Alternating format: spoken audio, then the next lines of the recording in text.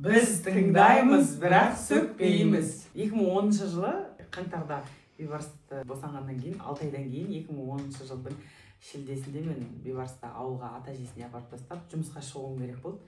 Содан кейін 2011 жылы екінші қызым Кәусар дүниеге келіп, біз Бейбарысты негізі алып кеткіміз келген жоқ ауылдан, бірақ екінші бала болғаннан кейін амал жоқ алып келдік қалаға. Ладно, жарайды. Негізі ата-әжесіне береміз деп ойлағанбыз. Сондайынан бар. Сіз кейде жұмыстан шаршап келіп, үй жиналмағанда, бір нәрсе дұрыс болмағанда, ұрсып атқанда, мен құлағымды жауып, либо есікті жауып, сізді тыңдамаймын. Ауыр. Біз тыңдаймыз, сөкпейміз. Всегда тренировкаға баратын кезде, кейде үйден ерте шығам, балдармен жүру үшін. Или балдармен емес.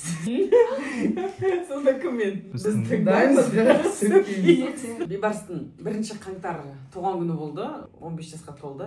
Папасының iPhone 14-ін сыйлаймыз деп ойлап жүрек. Сол сыйламайтын болдық. Жақсы. Сөкпей кете берекші. Бірақ Бейбарыс оны әлі сыйлайды деп ойлап жүр.